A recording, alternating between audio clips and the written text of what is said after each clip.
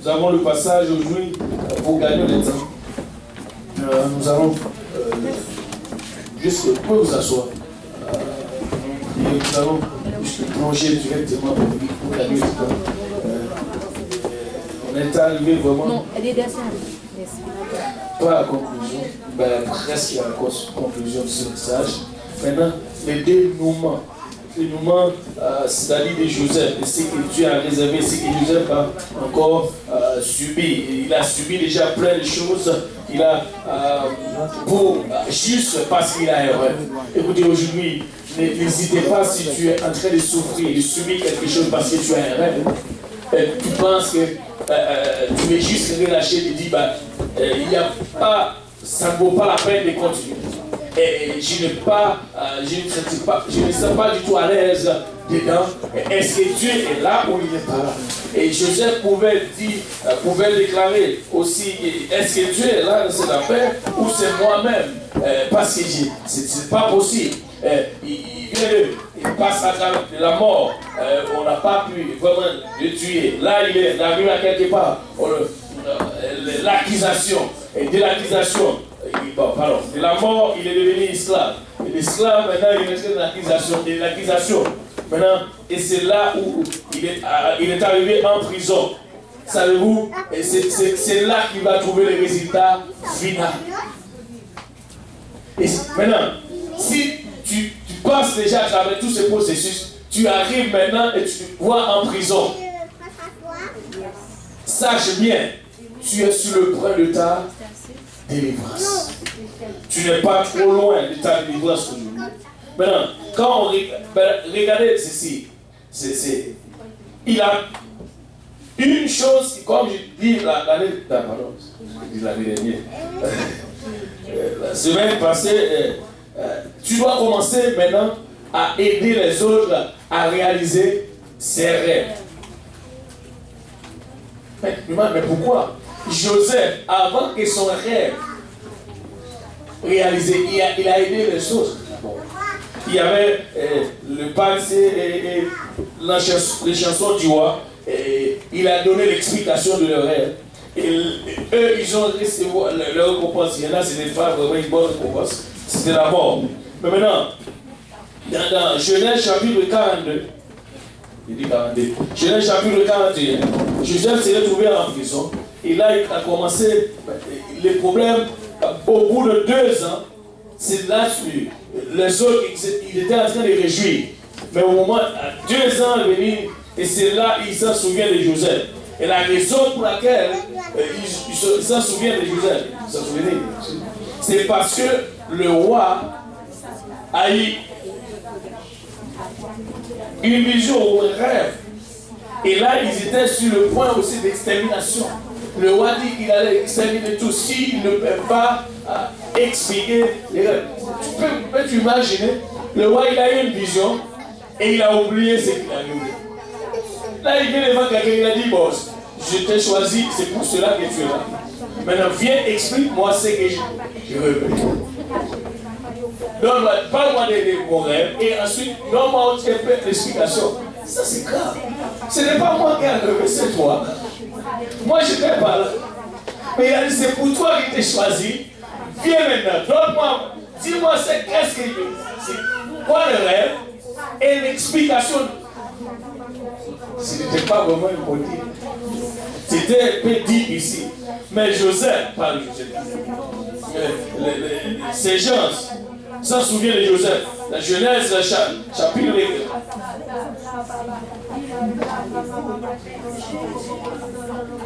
On va aller au chapitre 41 directement parce que au bout de 2 ans, Pharaon a eu un songe. Voici, c'était près du fleuve, et voici cette vache belle à voix et grasse de chair montait hors du fleuve et se mit à paître dans la prairie. Cette autre vache laide à voix et maigre de chair montait derrière elle hors du fleuve et se tint à leur côté sur le bord du fleuve. Les vaches laides à voix et maigre de chair mangeaient les 7 vaches belles à voix et grasses de chair. Et Pharaon s'éleva Et il s'est rendormi. Et il y a un autre songe. Et il y a un second songe, pardon. Voici cette épée, beau montait et suivi. Même tige, et cette épée, maigre et brûlée par le vent d'Orient, poussait après eux. Les épis maigres engloutirent les 7 épis grasses et pleines. Et les pharaons se réveillèrent. Et voilà le songe. Le matin, Pharaon eut l'esprit agité. Et il lui fit appeler tous les magiciens et tous les sages de l'Égypte. Il les raconta ce songe. Mais personne ne put les expliquer à Pharaon. Alors le chef de la chanson, regardez, prit la parole et dit à Pharaon, je vais rappeler aujourd'hui le souvenir de ma faute. Nous eûmes l'un et l'autre un songe dans une même nuit, et chacun de nous a reçu une explication en rapport avec le songe et qu'il avait eu. Il y avait là avec nous un jeune hébreu, esclave. Savez-vous, lorsque tu fais ça, esclave, c'est le moment où hébreu esclave du chef de garde, nous lui racontâmes nos songes et il nous explique. Les choses sont arrivées selon l'explication qu'il nous avait donnée. Pharaon rétablit le marchage et il fit pendre le chef de Pharaon. Pharaon fit appeler Joseph. On le fit sortir en hâte de prison. Il s'est rasé, changea de vêtements et se rend de Pharaon.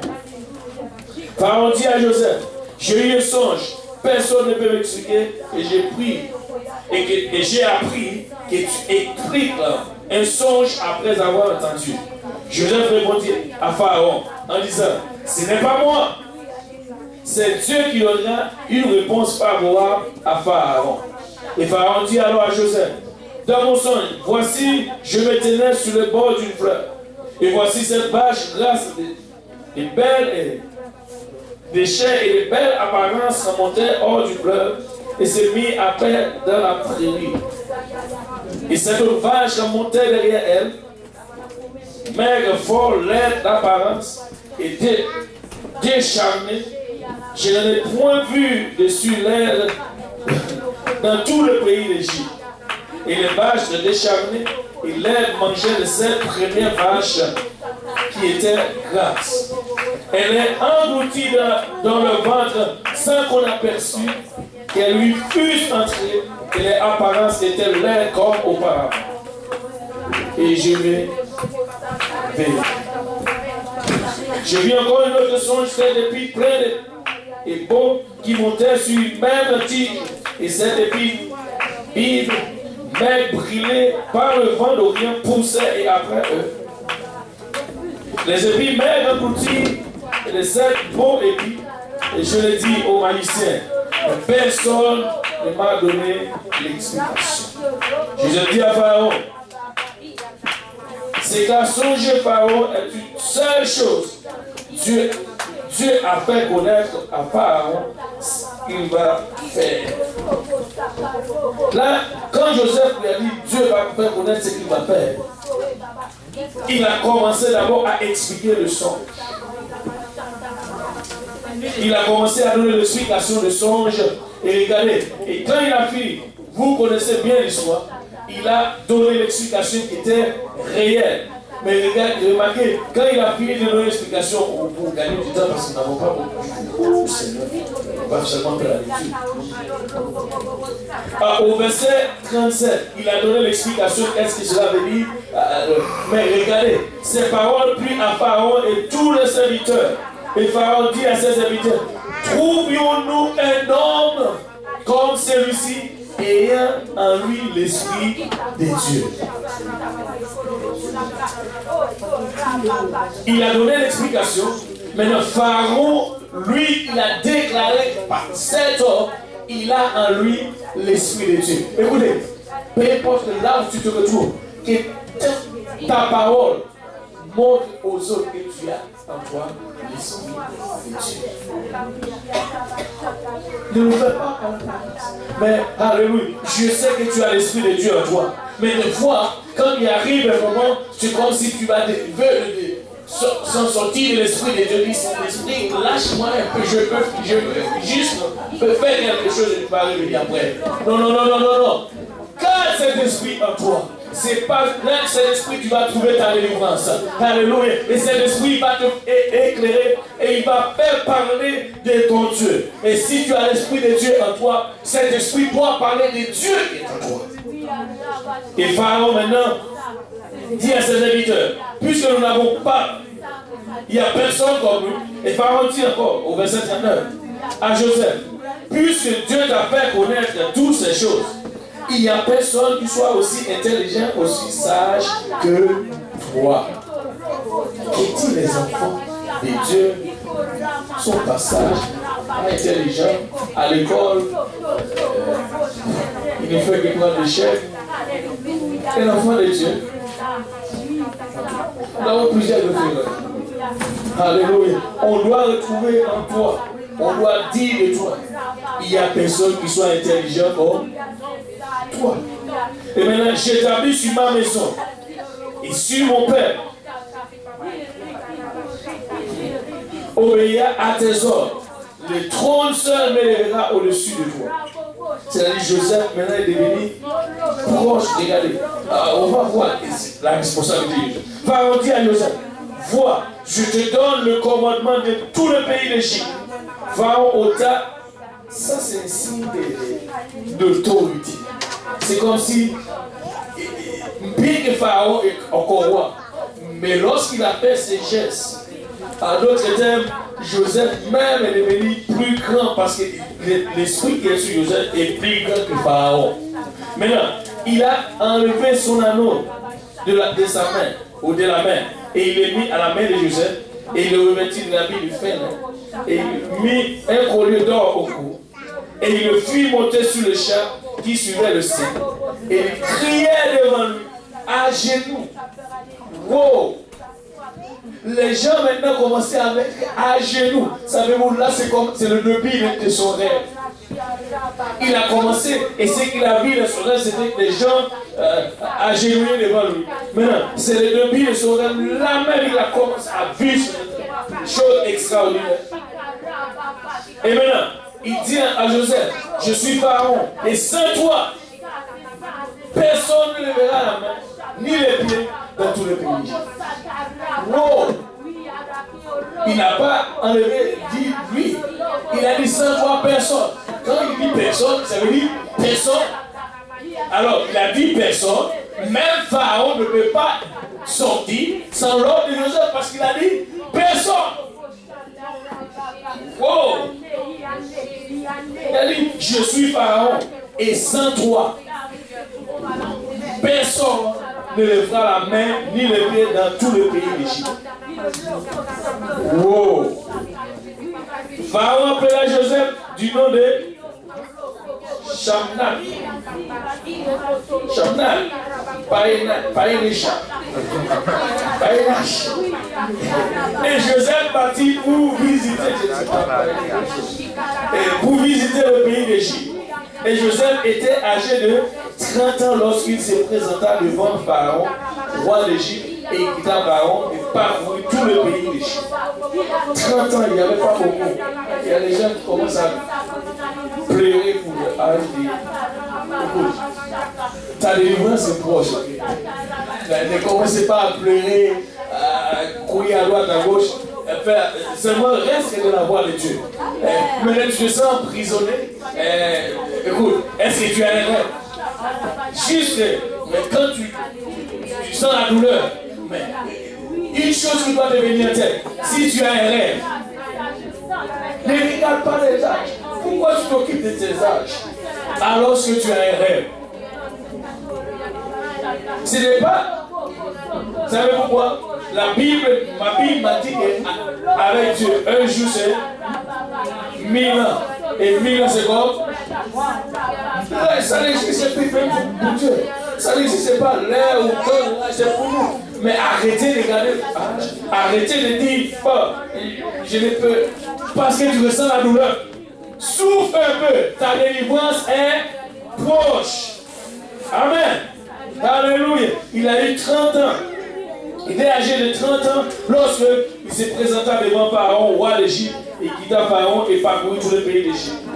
Maintenant, c'est qu'il a raconté, c'est qu'il a dit.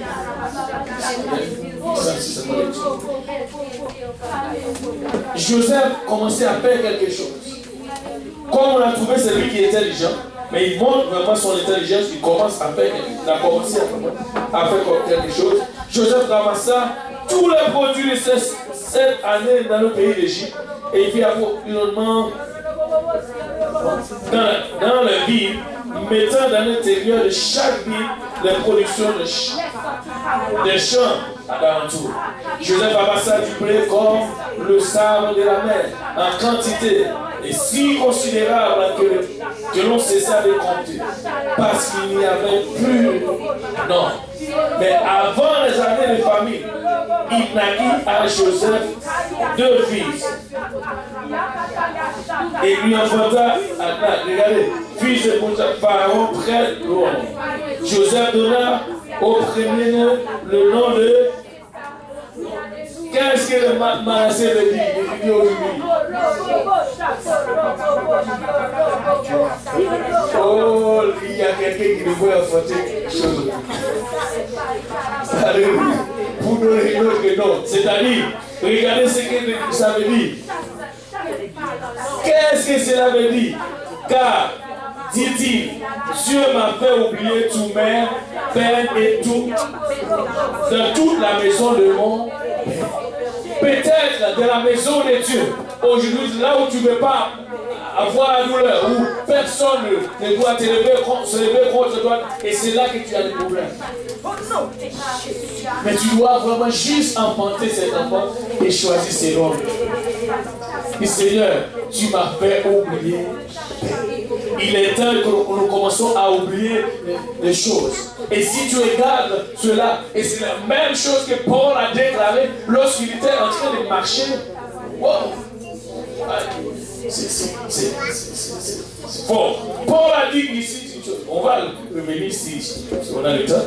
Regardez ce que Paul a dit dans Philippiens chapitre 3, je crois, à partir du verset 12. Et ce n'est pas facile. Paul a écrit ces choses dans Philippiens chapitre 3. Et souvenez-vous, si tu regardes 2 Corinthiens chapitre 11, il a dit qu'il était empêché par plusieurs, par des frères, par des faux frères. Il n'a pas dit frères, il a dit des faux frères. Il était empêché par plusieurs. Maintenant, malgré toutes ces choses, quand il arrive maintenant au livre de Philippiens, il était même en prison lorsqu'il a écrit ce livre. Écoutez, est-ce qu'il y a quelqu'un qui se sent emprisonné aujourd'hui? Comme entouré par des problèmes ou des situations de la vie, il peut partout. Il a dit, je vais avancer, mais il y a quelque chose qui me retient. Et verset 13. Frère, je ne pense pas l'avoir saisi, mais je fais une chose, oublier ce qui est en arrière. Quand Joseph a dit, Dieu m'a fait oublier ces choses, maintenant il arrive en phase de sa délivrance. À quoi ça sert? Si tu arrives en phase de ta délivrance, tu es en train maintenant de placer les choses qui se passaient déjà en avant de toi. Non, 1000 fois non. C'est là encore, écoutez, si ces choses sont devant toi, c'est un obstacle. Tu ne vas pas traverser. À moins que tu le passes en arrière. Une seule chose que tu dois faire, c'est prendre toutes ces choses, commencer à les placer en arrière et dire, je ne pense pas que j'ai la voix saisie, mais je fais une chose. Oublier ce qui est en arrière et m'important vers ce qui est en avant. Et puis non seulement il a dit, même si en faisant cela, je ne peux pas rester et regarder les fesses. Non, je cours. Puisque j'ai le placé en arrière, maintenant, je vais juste me déplacer courir. Pour laisser ça loin. Parce que si je marche, je vais avoir l'intention de regarder encore en arrière. Maintenant, si je cours, c'est impossible en courant de regarder en arrière. Tu vas tomber. Mais si tu es en train de marcher, c'est facile. Mais si tu cours, il va courir pour 10. C'est C'est pourquoi il a dit, je ne marche pas, je vais seulement courir. Je cours vers le but. Parce que, écoutez, la raison pour laquelle que tu dois courir, c'est parce que le but de ta délivrance ou le but de votre vocation n'est pas en arrière. Il n'est pas à la place où tu as tout supporté. Il est plus loin. Tu dois courir pour le saisir.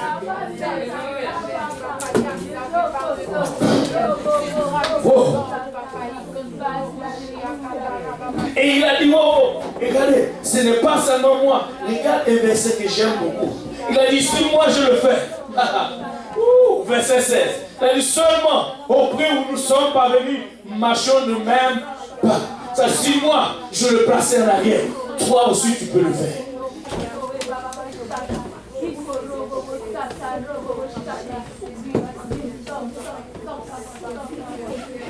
Nous devons courir aujourd'hui. Amen. Vers notre délivrance. Alléluia. Joseph a dit, Dieu m'avait oublié. Il m'a oublié. Arrêtez de repasser les choses. Et tant que tu fais que repasser les choses, tu vas ne faire que plonger aussi dans le désespoir. Parce que tu restes encore sur les choses passées. Le passé, c'est passé. Tu ne peux pas retourner en arrière pour le faire ce qui s'est passé. Il n'y a que le sang de Jésus-Christ. Envoie le sang pour passer cela. Vas-y toi-même. Invoque le sang de Jésus-Christ. Fais appel à le sang. Pourquoi c'est seulement le sang qui peut effacer ces choses. Mais toi cours. Toi cours. C'est ta responsabilité de focus ou de regarder vers le but. Tu as un but. Écoutez, ton rêve est là. Tu es sur le point de ta délivrance. Mais le problème, c'est que l'humiliation, ou puisque je suis abandonné, je suis humilié, ou je suis rejeté.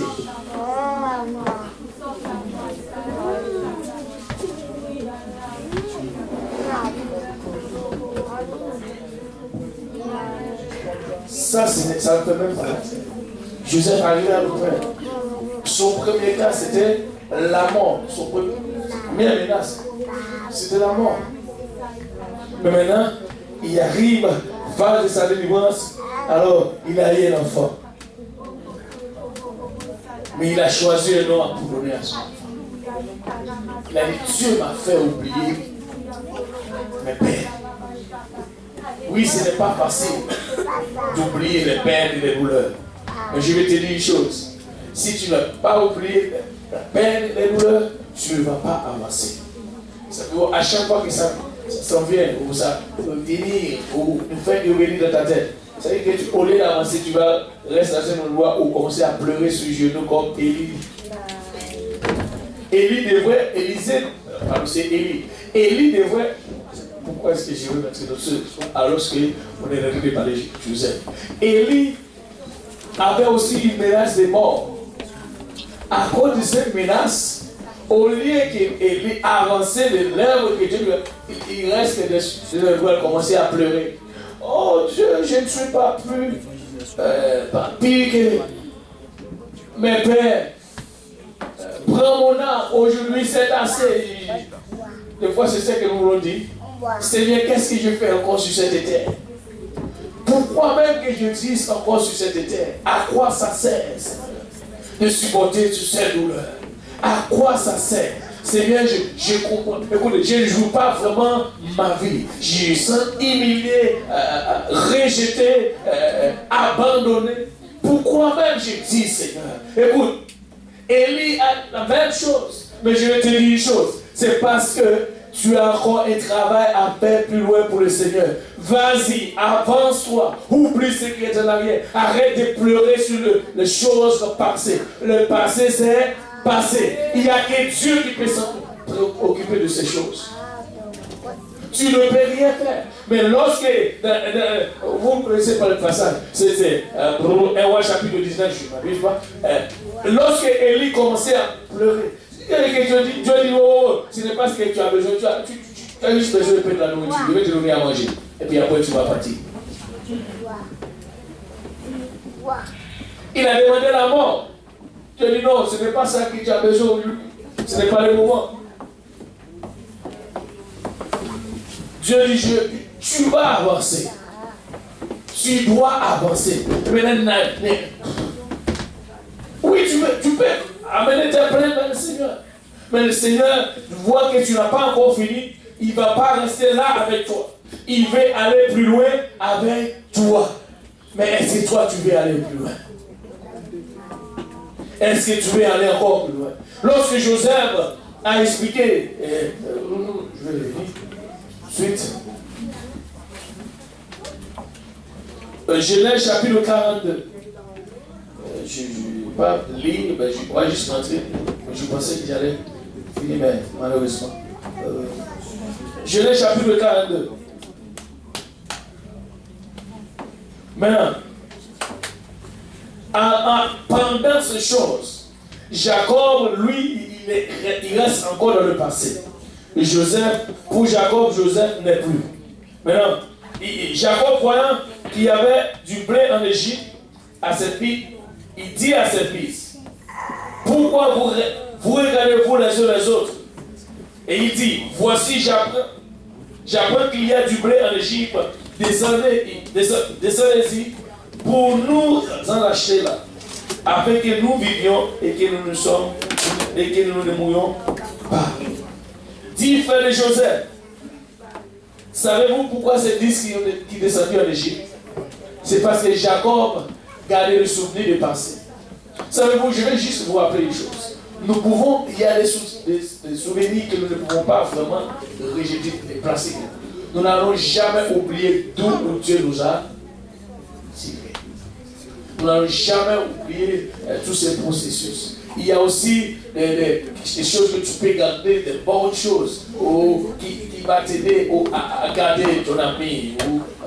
Ça c'est bon. Mais quand on a le mal, et c'est ce que Dieu, avez-vous remarqué ce que Dieu veut que nous oublions? Ce sont les choses que nous gardons plus. Nous devons se souvenir tout simplement de bonnes choses. Et nous avons oublié toujours ce qui était bon. Et quand il y a des petites choses de mal, nous allons toujours regarder vers le mal.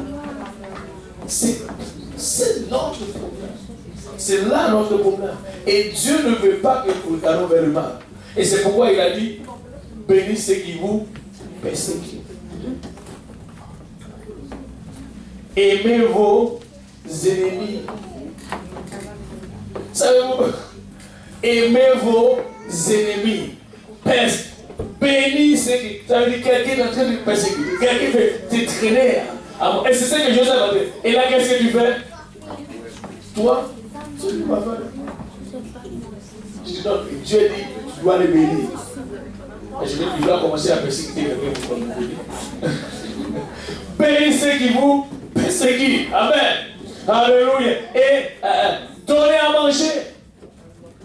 S'il a des besoins, donne-lui.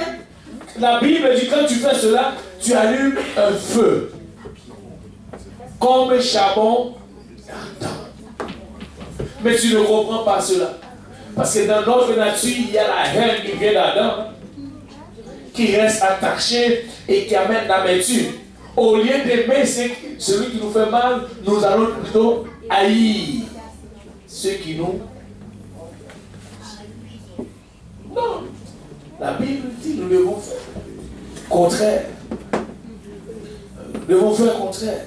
Alléluia.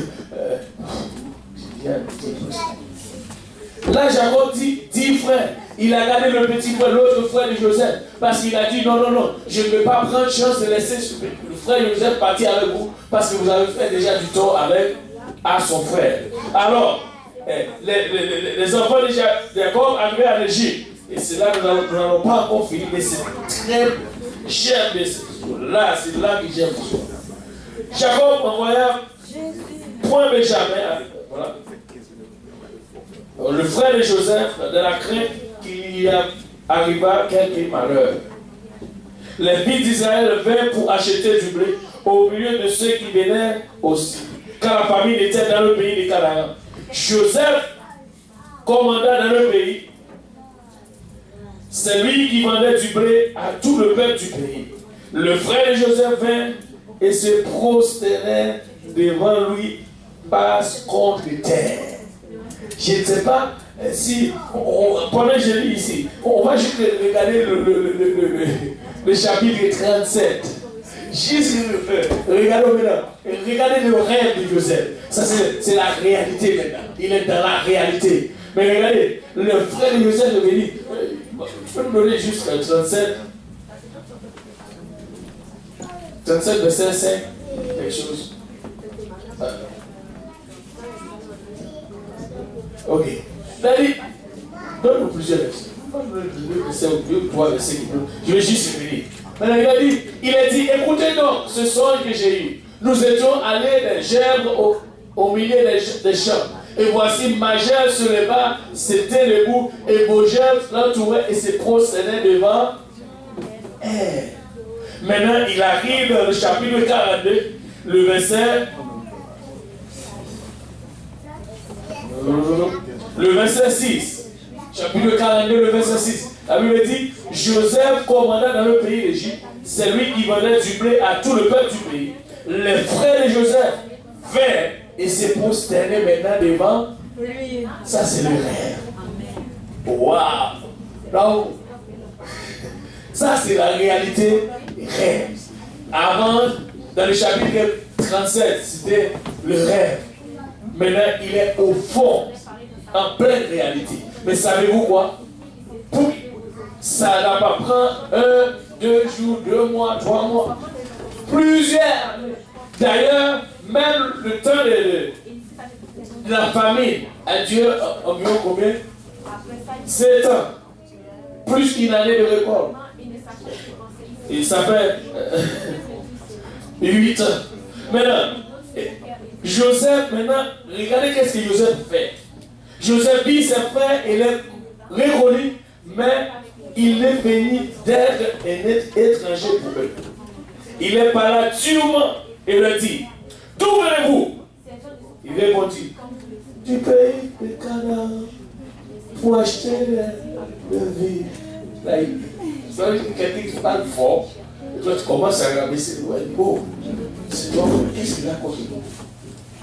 Joseph l'a reconnu son nom. Là, Joseph, j'aime le verset. Joseph se souvient des songes qu'il avait eu à leur sujet. Et il a dit, vous êtes des espions. C'est pour observer les lieux faibles du pays que vous êtes venus. Il lui répondit, non mon Seigneur. Non mon Seigneur. Tes serviteurs sont venus pour acheter du blé. Ça veut dire, vous pouvez imaginer qu'ils sont en train de prosterner. Le mec, c'est peut-être comme ça, en train de parler à Joseph. Alors que Joseph se souvient de ses rêves. Savez-vous quoi? Quand Joseph se souvient de ses rêves, il n'était pas là pour le faire mal. Je vais te dire, malgré le souvenir de ses rêves, mais Joseph, il est là quand même pour le bien de ses frères. Savez-vous quoi? Des fois, vous avez tendance à ce qui vous fait mal, et là, le temps qui arrive, vous allez vous dire, tu m'as fait mal. Aujourd'hui, c'est mon tour. Ce n'est pas du tout comme ça. Malheureusement, ce n'est pas comme ça. Nous devons réagir. Nous devons tout simplement arriver à un moment où celui, quelqu'un qui t'a fait tort, toi tu vas le faire du bien. Parce que savez-vous pourquoi nous devons faire le bien?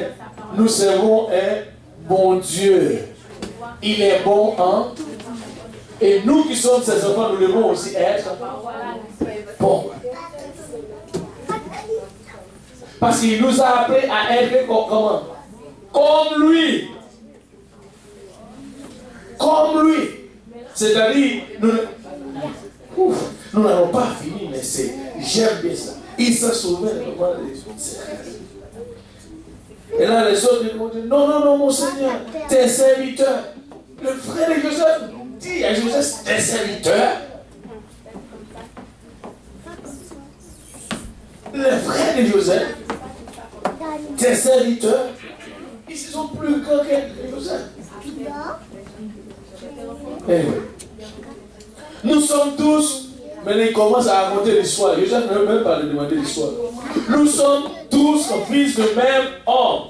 Et nous sommes sincères. Ok? Il va voir. Tes serviteurs ne sont pas des espions. Il est dit nullement. C'est pour observer les lieux faibles du pays que vous êtes venus. Il répondit encore.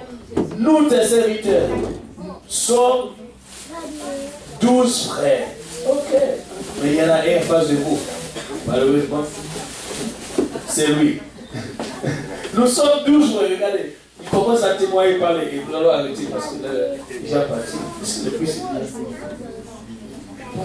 oh, il répondit, nous sommes 12 frères, fils de même homme du pays de Canaan, et voici le plus jeune aujourd'hui avec notre père. Et il y en a un qui n'est plus. Il est là en face de vous. Il y en a un qui n'est plus. Alors c'est lui qui est là devant vous.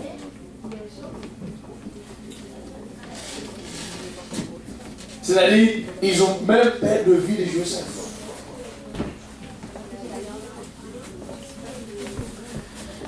Et Joseph a dit, je viens de vous le dire, vous êtes des espions. Joseph a répété cela à 3 reprises. Et voici comment vous serez éprouvés. Ça c'est grave. Par la vie de Pharaon, vous ne sortirez point d'ici que votre jeune frère ne soit béni. Bon, ça c'est la douleur. Vous ne sortirez point ici que votre jeune frère soit béni. Maintenant, qu'est-ce qu'il dit? Envoyez l'un de vous pour chercher votre frère et pour rester prisonnier. Vos paroles seront éprouvées. Et je saurai si la vérité est chez vous. Sinon, par la vie de Pharaon, vous êtes des espions. Waouh!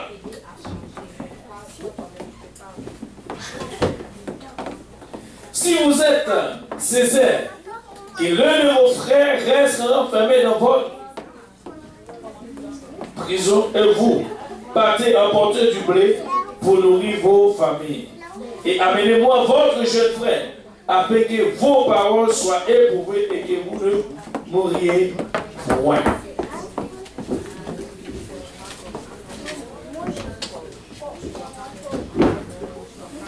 Il fit ainsi. Maintenant, il s'est dit, alors l'un à l'autre, oui, nous avons été coupables envers notre frère. Maintenant, il se souvient du rêve de Joseph. Il commence à parler d'abord de ce qui s'est passé dans la vie de Joseph. Il a dit, vous savez quoi? Des fois, il arrive, quand tu commences à faire du bien avec celui qui t'a fait du tort, à un moment donné, il va se dire, pourquoi même j'avais agi ainsi envers mon frère ou ma soeur? Qu'est-ce que j'avais les hommes faire? Je le faisais. Regardez, là il y avait tous les reproches. C'était la discussion. Il commence à se chicaner entre eux. Il dit quoi?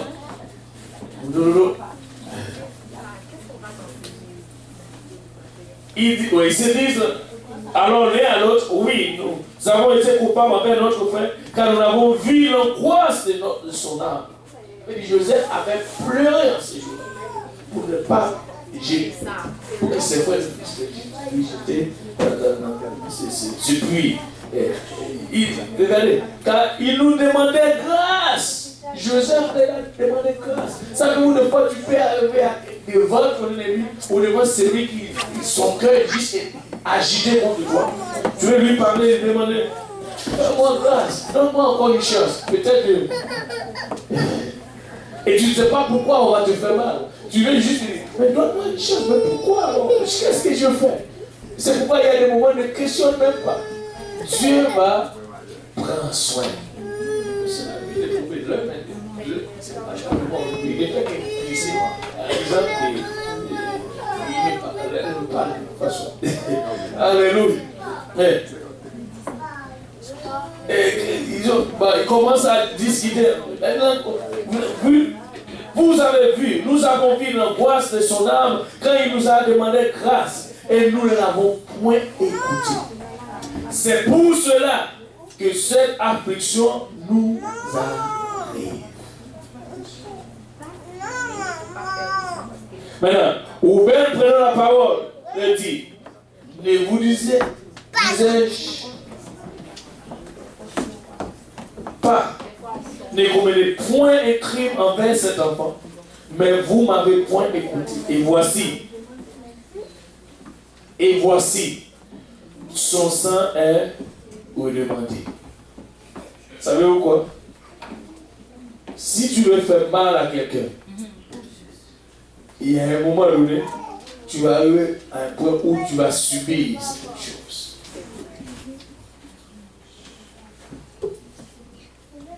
C'est pourquoi la Bible dit, tout autant que cela dépend de vous faire du bien. Tu ne m'as pas appelé à faire mal ou à réagir contre une personne qui a fait mal. Oublie le mal que tu as fait.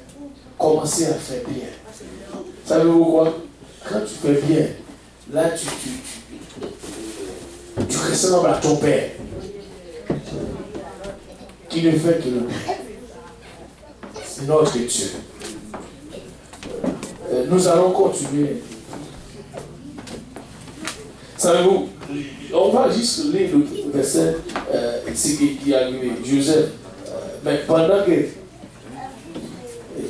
regardez, ces deux versets 23 et 24, il ne savait pas que Joseph comprenait, car il s'est servi avec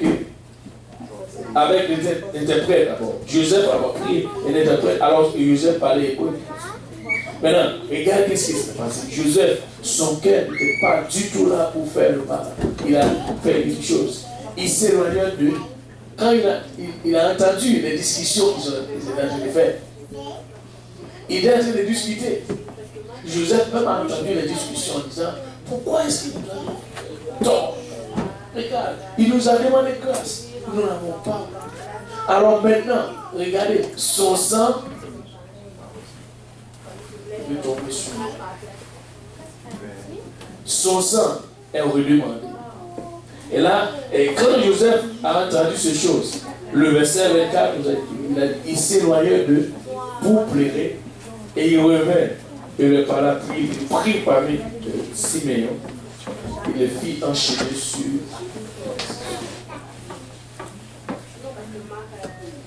Il arrive à un moment, maintenant tu es proche de ta délivrance. Ou bien, qu'est-ce que tu fais? Veux-tu abandonner à ton rêve? Ou veux-tu subir ce que tu devrais subir pour ton rêve? Pour que ton rêve soit réalisé. Il y a deux choses. Est-ce que tu arrives à un moment où tu veux abandonner? Tu veux verser, tu dis, oh, je vais jeter l'éponge. Jette la serviette parce que c'est trop pour lui. Écoute, n'abandonne pas. Si tu as un rêve, une chose qui va permettre que tes rêves réalisés, persévère. Persévère. Comme je vous ai donné déjà le soir, je ne sais pas si vous êtes à la campagne, ne faites pas comme le ferré. Non, ne fais pas aussi comme cet homme qui avait un bœuf qu'on appelle verré. Alors lorsque le pasteur lui a dit persévérer, au lieu de continuer à aller à l'église, il a cherché le bœuf qui s'appelle verré, il a persévéré. Et ce n'est pas ce qu'il vous dit de faire. Ne fais pas comme cet homme. Alors, persévérer. Viens à l'église. Viens à l'église. Alléluia. N'allez pas trouver ce père n'a rien à voir à ce qui passe à travers. Ne pense pas, s'il vous plaît.